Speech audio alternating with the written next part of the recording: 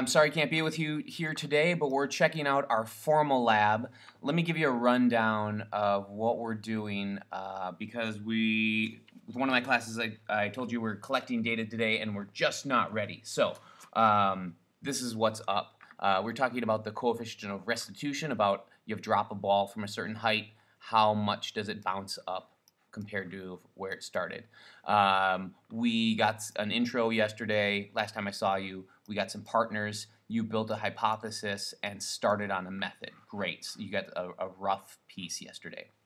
Today, we're going to be prepping the first part of the lab, which is sort of the data collection piece. So when we collect data on Monday or Tuesday, whenever I see you next, we're going to collect data that day. So today you're going to be prepping the first part of it, which is the actual data collection. Tomorrow or the next time that I see you, we'll be prepping the second piece of this, which is about the analysis, taking the data tables, how to do a refresher. We're going to look into the background. That'll be another video. And then Monday or Tuesday when I'm back, we're going to actually collect data. And then the final day, you'll be doing the interpretation. Cool? And then that's the day you'll turn this in, which will be the 23rd or 24th of January, depending on when I see you next. Cool? So that's where we're going. All right, let's get to business. I am providing these for you on that Monday, which is, next time I see you will be the 16th or 17th of January. That's when we're actually collecting data, and this is what I will have for you. If you're looking at varying the pressure, I'll have a basketball, a pump, and a pressure gauge. If you're looking at varying the temperature, I'll have a racquetball or a squash ball. I'll have some ovens with thermometers, so you can see they're at different temperatures, and a refrigerator freezer with thermometers. So you'll actually have like little it's sort of like a microwave, except it won't get it that hot that it'll melt.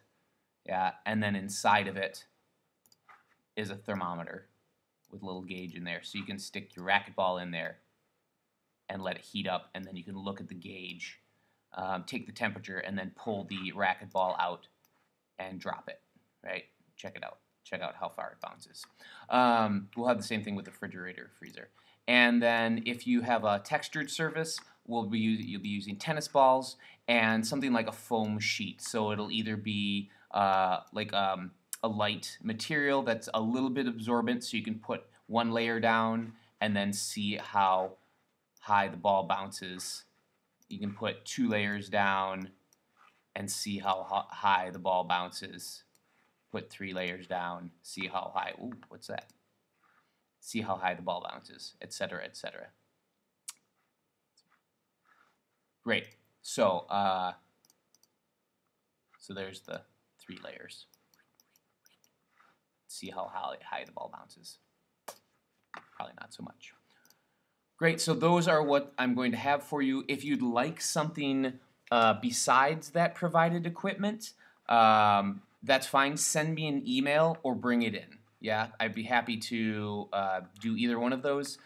I can bring things in for you if you need, or bring something if you think that something would work better here for you. Great, so let's get to it.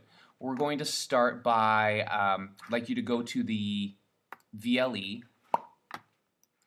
here, and you'll notice that there's only one thing outside of the biomechanics. It's our formal lab. This might look a little bit different, but you can go ahead and open it up, and in there will be a formal lab report, the rubrics, and an exemplar. You should open the report format and the exemplar. The report will look like this. Should look like that. And this is just the formatting that I'd like you to follow for your first formal lab. Yeah, it looks a little heavy, but it's not too bad when you think about it. I don't know where it went now. There we go. So open that, and also open the exemplar. This exemplar is actually somebody's lab it's a chemistry lab, so it might not make a ton of sense to you, but at least the format will be good for you. So I'll walk you through both of those. So what I'd like you to do, once you have downloaded it, it'll probably say this big mess up here. I'd like you to save it as something else, right? If this will save for me. And save it to your computer or save it as a Google Doc if you'd like to, however you want to, but give it your last name and your first initial, and then .ball lab. Cool. And so when you save that, it'll save in that name. So then I won't have a million of the same lab names. You're going to be changing some of this up. You're going to put in your name and your partner's name. And today, really, we're going to write in all of this first part, all of this first page. So we're going to be we're going to put in the research question. We're going to put in some background. We'll put in our hypothesis, work on our variables, work on our equipment and method. Next time you are here, I still won't be here, but you're going to be doing this whole second page, which is processing and evaluation. Okay, we'll be doing this piece next time. We won't be collecting data until Monday or Tuesday of next week when I see you. So what I would like you to do is roughly fill in these parts, right? The research question, right? Introduce the problem or the question. What are you trying to figure out, right? So probably something pertaining to how high the ball bounces when you change some variable, this piece. In this second piece, refer to the independent and dependent variables. Just talk about, what's your independent, what's your dependent, what are you going to change, what do you think is going to happen. With the background, this is where you can come in with some of your Newtonian laws, right? F equals ma, equal and opposite reactions, etc., right? Include relevant scientific background to the subject area. That's this piece. You can come back and do some more research on the material science a little bit later, and we'll talk about that tomorrow. Yeah. So really, so fill in here as best you can. Just do some rough fill-in. We're just trying to fill this in roughly. You don't really need to change much of the formatting. You're really just changing this internal stuff. So you're going to hit the hypothesis, take out this where appropriate because it is appropriate here, so make sure you delete that. And you're just going to fill in this. As the blank in a blank is increased, the blank will blank if the blank is held constant, right? Well, I don't know, you're talking about a ball dropping. So as the pressure and temperature are held in a constant and the surface is changed, the height of the ball will decrease as the layers are increased, right? So see if you can fill in this piece using your appropriate constituent pieces. Cool. Hypothesis should be quantitative. It should talk about numbers as the number of this is increased. Yeah. Tell me about dependent and independent variables and fill that piece in. Okay. You can see this happening over here in the exemplar. This is like, here's our research question. I'm studying the effect of manipulating the concentration of acid on the rate of completion of the reaction with magnesium. So they're talking about what they're studying. Here's an introduction talking about the science of what's happening behind it. It's brief, but it's concise. You won't have a chemical equation in there because we're not dealing with chemistry. And then here's the hypothesis, right? Here's their hypothesis. This is going to happen, and they talk about that a little bit.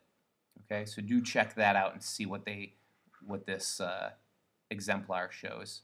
In the variables, they've used a table for the variables, and you can do that if you'd like. You can leave it just like this on this side. So here's the dependent, independent, and control variables. That's the same over here, dependent, independent, and control variables. Independent is what's changed. Talk about what you plan to change and by how much, how you're going to do that. And then the dependent is what you measure. Yeah, tell me about units, tell me about the equipment, etc. And then what you're going to keep the same. Control, list the variables that you're going to actually control. Tell me how you're going to do that. And you can see that happening in here. So read through this, look through this about kind of what they discussed there. Cool? Great, and then let's keep going down on that. So you're going to go through variables, and then equipment and method is our last chunk in here. And that's not a problem because I have a lot of those equipment lists out here for you. You can see them right here. Here's pressure. Here's some of the things that I'll have available for you. You might be using some other things in here, but if you need, this is a good place to start, and just jot them in briefly. Okay? So you're going to be listing all of the equipment that you're going to need in the investigation. You're going to maybe make a diagram, right? Or take a picture of your setup. Right now, maybe you want to make a sketch of your setup and say, okay, here's a ball dropping, and import it so you have it sort of filled in with a title and a label. So later when you can take a picture or put a diagram in of that. And then this is the heavy-hitting piece, the method. Really, I want you to dial in the exact steps that you're going to take. So then Monday when you walk in, you're not floundering around because our time is going to be short that day. So tell me what you're going to do. If you're going to change the temperature of this ball, tell me how you're going to, like all your steps. I'm going to look at the temperature, pull it out of the refrigerator, and then drop it from this height and measure the bounce height using these techniques, right? Be very specific of what you're going to do. The science isn't necessarily hard. Describing how to do this is hard. You want somebody to be able to read what you've done and repeat it exactly, right? So that's what I would like you to be able to do today. I hope that you can get through this first sheet, go through it really roughly, and then come back and fill in the method, and the equipment, and the variables, maybe in more detail. If you are done with that and you're comfortable with it, go on to the second video, and that will run you through this second piece of this on the second page about building the data table and such. Also, if you're once you're done, if you want to do some research on the background and talk about look online and look at what happens when you heat up rubber. What does it make it bouncier or not? What happens when you change the pressure? What's physically happening there? And do some research on that, and you can inject that into your background. Cool. Make sure you're checking out the exemplar. It's a good resource that you can sort of emulate. Emulate is not copy. Emulate is use as guidelines. Cool. Go to it and